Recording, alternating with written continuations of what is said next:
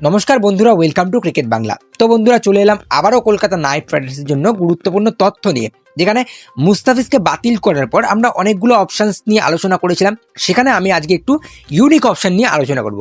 সুতরাং ভিডিওটা খুবই গুরুত্বপূর্ণ হতে চলেছে, খুবই ইন্টারেস্টিং হতে চলেছে। যদি দেখে থাকো অবশ্যই সম্পূর্ণটা দেখবে, এবং আমাদের চ্যানেলে যদি নতুন হয়ে থাকো অবশ্যই চ্যানেলটিকে সাবস্ক্রাইব করে দিয়ে তার পাশের বেল আইকনটিকে অন করে দিয়ে। তো চলো ভিডিওটা শুরু করব। মুস্তাফিজুর রহমানকে বাতিল করে দেওয়ার পর বিসিসিআই যখন মুস্তাফিজুর রহমানকে বাতিল করলো, তারপরেই কিন্তু পিএসএল খেলতে তিনি চলে গেল, এবং পিএসএল এ কিন্তু তিনি 50 লাখ টাকায় বিক্রি হয়েছে। পিএসএল এ তিনি 50 লাখ টাকার বিনিময়ে খেলবে। এক্ষেত্রে বাংলাদেশ পাকিস্তানের অনেক ফ্যান্সরাই ভারতকে নিয়ে তুচ্ছ তাচ্ছিল্য করছে, বলছে যে এরকম একটা স্টার প্লেয়ারকে, এরকম একটা ভালো প্লেয়ারকে তোমরা বাতিল করেছো, আমরা কিন্তু ভালো প্লেয়ারের মর্যাদা দিতে পারি। এরকমটা পাকিস্তান বলছে, পাকিস্তানের ফ্যান্সরা বলছে। ভাবতে পারছো, পাকিস্তানের ফ্যান্সরা বলছে এরকম যে ভালো প্লেয়ারের মর্যাদা দিতে পারি। যাদের ইন্টারন্যাশনাল প্লেয়াররা, শ্রীলঙ্কার বিরুদ্ধে যে সিরিজটা হচ্ছে সেখানে মোহাম্মদ রিজওয়ান, বাবর আজম, শাহিন আফ্রিদি, হারিস রফের মতো বলার খেলছে না, তারা বিগ ব্যাশ লিগ খেলছে, তারা বাইরের অস্ট্রেলিয়ান লিগ খেলছে, দেশের খেলা না খেলে। সেক্ষেত্রে বাংলাদেশের ফ্যান্সরা আরো খুশি হয়েছে, তারা আইপিএল থেকে পিএসএল এ যাচ্ছে। তো তোমাদের একটা কথাই বলবো, 9,20,00,000 টাকায় বিক্রি হওয়া আর 50 লাখ টাকায় একটা দলে খেলা, সেটার মধ্যে কিন্তু আকাশ পাতাল তফাৎ রয়েছে। সেই পরিমাণের অর্থ যদি পিএসএল এ নিয়ে যেত মুস্তাফিজুর রহমান, তখন কিন্তু পিএসএল অনায়াসে 2টো সিজন হয়ে যেত। তো সেক্ষেত্রে এবার বুঝে নাও পাকিস্তান আর বাংলাদেশ তোমাদের অবস্থানটা কোনখানে। আমি তুলনা করছি না সেরকম ভাবে, কিন্তু সামরিক অর্থনৈতিক দিক থেকে কিন্তু পাকিস্তান আর বাংলাদেশ আমাদের তুলনায় অনেকটাই কাঁচা। তো এবারে ভিডিওর মেন পার্ট নিয়ে আলোচনা করব, যেখানে মুস্তাফিজুর রহমানকে ছাড়ার পরে মুস্তাফিজুর রহমানের ব্যাকআপ হিসেবে আমরা অনেক ভিডিওতে আলোচনা করেছি কে কে হতে পারে। সেখানে গুস আতকিনসন রয়েছে, জেরাল কোয়াডজিয়া রয়েছে, ফাজাল হক ফারুকিকে নিয়ে আলোচনা করেছি, আমরা নাবিন উল হককে নিয়ে আলোচনা করেছি, আমরা আলজারি জোসেফকে নিয়ে আলোচনা করেছি, আমরা জশ টাংকে নিয়ে আলোচনা করেছি, নেথান স্মিথকে নিয়ে আলোচনা করেছি, ডুয়ান ইয়ানসনকে নিয়ে আলোচনা করেছি। এবার একটু ইউনিক প্লেয়ারদের নিয়ে আলোচনা করব, যেখানে উইল সাদারল্যান্ডের একটা অপশনস খুলে যাচ্ছে কলকাতা নাইট রাইডার্সের কাছে। উইল সাদারল্যান্ড এই মুহূর্তে বিগ ব্যাশ লিগে দারুণ ছন্দে রয়েছে। বিগ ব্যাশ লিগে দ্বিতীয়বারে ভালো বল করছে, ওয়ার্কারগুলো ভালো কানেক্ট করছে, আর মোটামুটি ভালো তোমার ভেরিয়েশনস করছে। তো সেক্ষেত্রে উইল সাদারল্যান্ড কিন্তু একটা কলকাতা নাইট রাইডার্সের জন্য আদর্শ চয়েস হতে পারে।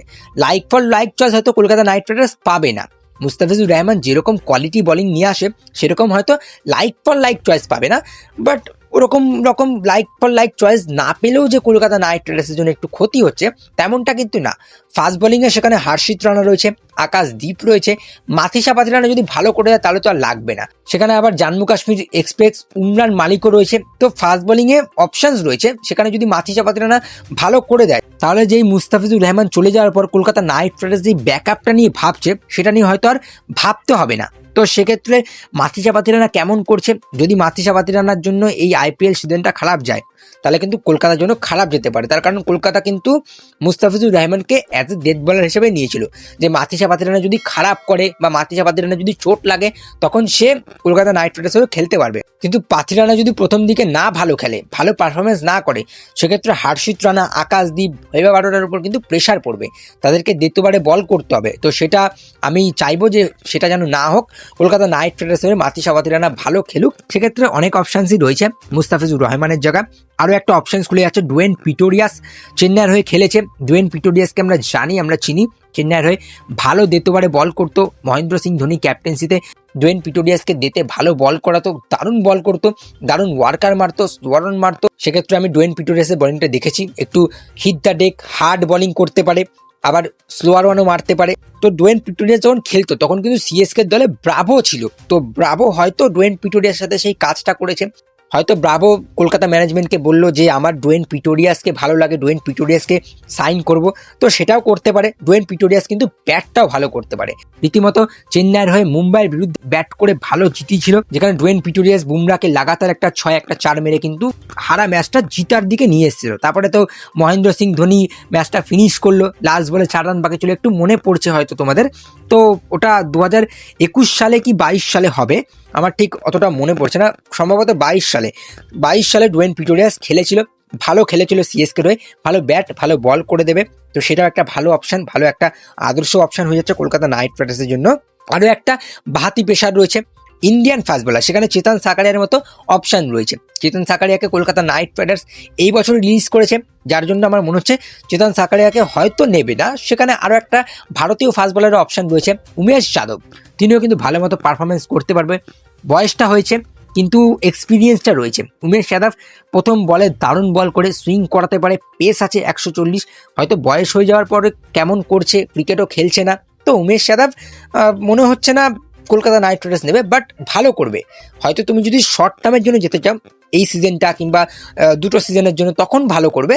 বাট তুমি যদি লং টার্মের জন্য যেতে চাও তখন কিন্তু সেরকম করে ক্লিক করতে পারবেন। তো সেখানে লং টার্মের মতো ফাস্ট বলারও রয়েছে, যেখানে আকাশ মাধওয়ালের মতো ফাস্ট বলার রয়েছে। হিট দ্য ডেক হার্ড বল করতে পারে আকাশ মাধওয়াল, ডেতে ভালো বল করতে পারে, ভালো ভেরিয়েশনস রয়েছে। তিনিও ব্যাক অফ দ্য হ্যান্ড সোয়ারন মারতে পারে, তার অ্যাকশনটাও বেশ ভালো। মুম্বাই ইন্ডিয়ান্সেরও ভালো করেছে, রাজস্থান রয়্যালসেরও ভালো করেছে, ওয়ার্কারটাও ভালো মারতে পারে, মিডিল ওভারে ভালো বল করে, ডেতে ভালো বল করে। তো আকাশ মাধওয়াল একটা ভালো অপশন হতে পারে। রাজ লিম্বানির মতো ফাস্ট বলার রয়েছে, যুব ফাস্ট বলার রাজ লিম্বানিকেও তুলে নিতে পারে কলকাতা নাইট রাইডার্স, এবং লং টার্মের জন্য ইউজ করতে পারে রাজ লিম্বানিকে। তো সেক্ষেত্রে অপশানস অনেকগুলোই রয়েছে। অপশানস সিমরজিৎ সিংয়েরও একটা অপশানস রয়েছে কলকাতা নাইট রাইডার্সের কাছে, সিমরজিৎ সিংকেও তারা ট্রাই করতে পারে। বিজয় হাজারা ট্রফির প্রথম দিকে ঠিক মনে করো ম্যাচগুলো, তখন বিজয় হাজারা ট্রফিতে কিন্তু দিল্লির হয়ে সিমরজিৎ সিং দারুণ ছন্দে ছিল, 5টা 6টা 2টো 3টে করে উইকেট নিচ্ছিল। বিজয় হাজারা ট্রফির হাইয়েস্ট উইকেট টেকার ছিল সিমরজিৎ সিং। তবে এখন রীতিমতো অনেকগুলো ম্যাচ না খেলাতে তিনি অনেকটা পিছিয়ে গেছে, কিন্তু কলকাতা নাইট রাইডার্সের জন্য কিন্তু ভালো করবে সিমরজিৎ সিং। হায়দ্রাবাদের হয়ে আগের সিজনটা ভালো করেছে, হায়দ্রাবাদ কেন ছাড়লো আমি বুঝতে পারছি না, বাট হায়দ্রাবাদের হয়ে ভালো করেছে, সিএসকের হয়ে ভালো করেছে, অ্যাগ্রেশন আছে, পেস আছে, ইডেনের পিছে কিন্তু কাজে দেবে। সেক্ষেত্রে সিমরজিৎ সিং একটা ভালো অপশন। সিমরজিৎ সিংকে নিয়ে কিন্তু ডোয়েন ব্রাভো কাজ করেছে সিএসকে রয়ে, সেক্ষেত্রে সিমরজিৎ সিংও একটা অপশন হতে পারে কলকাতার জন্য। এছাড়া যদি আমি একটু ব্যাটসম্যানের দিকে যাই, সেখানে ইয়াজদুলের মতো ব্যাটসম্যান রয়েছে। 4 নম্বরে যেখানে কোয়েশ্চেন মার্ক রয়েছে কলকাতা নাইট রাইডার্সের, আঙ্গাক্রিস রাঘুবংশী কেমন ক্লিক করছে, আঙ্গাক্রিস রাঘুবংশী ফর্মে নেই, তেজস্বী সিং দাইয়া কেমন খেলবে, 4 নম্বরে তার জায়গা হচ্ছে কিনা, কিংবা রাহুল ত্রিপাঠী মানিশ পান্ডে কেমন করবে, সেখানে 4 নম্বরে কিন্তু ভেঙ্কটেশ আয়ারকে ছাড়ার পরে কিন্তু একটা কোয়েশ্চেন মার্ক থেকেই গেছে। তো সেই কোয়েশ্চেন মার্কটা কিন্তু ইয়াজদুল পূরণ করতে পারে।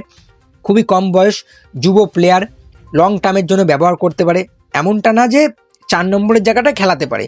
দেখা গেল আজিঙ্কে রাহানে ভালো করছে না, বা আজিঙ্কে রাহানে এই বছরটা খারাপ গেল, বা কলকাতা নাইট রাইডার্স তার ক্যাপ্টেন্সিতে তখন কিছু করতে পারছে না, তখন ক্যাপ্টেন্সি চেঞ্জ করে রিঙ্কু সিংকে দিয়ে তখন তুমি ইয়াজদুলকে ট্রাই করতে পারো। আজিঙ্কে রাহানে হয়তো আর শর্ট টার্মের জন্য 1-2 বছর রয়েছে, তারপরে তো তিনি খেলা ছেড়েই দেবে, বা কলকাতা নাইট রাইডার্স তাকে ছেড়ে দেবে, আনসোল্ড হয়ে যেতে পারে আজিঙ্কে রাহানে, বয়সটা অনেক হয়ে গিয়েছে। তো সেক্ষেত্রে ইয়াজদুল কিন্তু একটা আদর্শ চয়েস হতে পারে কলকাতা নাইট রাইডার্সের জন্য।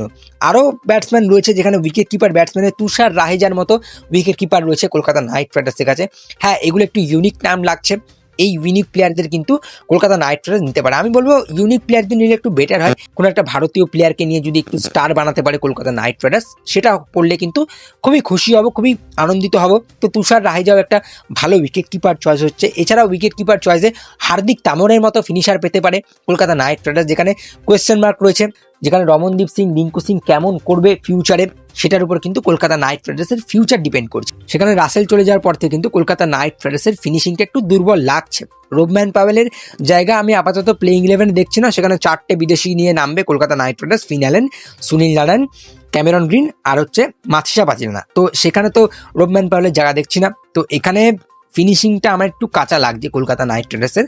তো হার্দিক তামরের মতো একটা অপশন নিতে পারে, যেখানে নতুন একটা কলকাতা নাইট রাইডার্স দল সাজিয়ে নতুন একটা এক্সপেরিমেন্ট করতে পারে, ফিউচারের জন্য ট্রাই করতে পারে। তো হার্দিক তামরেও একটা ভালো অপশন হতে পারে। এছাড়া আবিনাব মানোহারের মতো ফিনিশার রয়েছে কলকাতা নাইট রাইডার্স হাতে, সুতরাং অনেকটা সময় রয়েছে কলকাতা নাইট রাইডার্সের কাছে। আমি বলবো একটু ধৈর্য ধরে যদি ওয়ার্ল্ড কাপ অবধি দাঁড়িয়ে যায়, ওয়ার্ল্ড কাপের মতো জায়গায়, ওয়ার্ল্ড কাপের মতো সিচুয়েশনে যেই ফাস্ট বলার, যেই ব্যাটসম্যান, যেই অলরাউন্ডার ভালো করছে বা এক্সপিরিয়েন্স নিয়ে আসছে, বা দেখা যাচ্ছে খুবই ভালো করছে ইন্ডিয়ান সার্ভিসে, তখন কিন্তু কলকাতা নাইট রাইডার্স তাকে চট করে দলে নিয়ে আসতে পারে বা দলে সাইন করাতে পারে।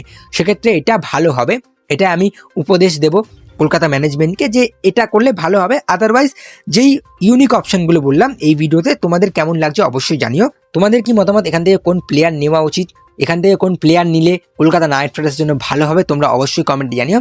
ভিডিওটি ভালো লাগলে অবশ্যই লাইক করে দিও, বেশি বেশি করে শেয়ার করে দিও। আমাদের চ্যানেলে প্রথমবার এলে চ্যানেলটিকে সাবস্ক্রাইব করে দিও, তার পাশের বেল আইকনটিকে অন করে দিও। তার কারণ এখন একটা সমস্যা হচ্ছে, বেল আইকন অন করার পরও ঠিকমতো নোটিফিকেশন ঢুকছে না, লেটে নোটিফিকেশন ঢুকছে, তো তোমরা একটু এটা সামলে নিও। আশা করব ভালো লাগবে ভিডিওটা। আজ এইটুকুই, চলো টাটা।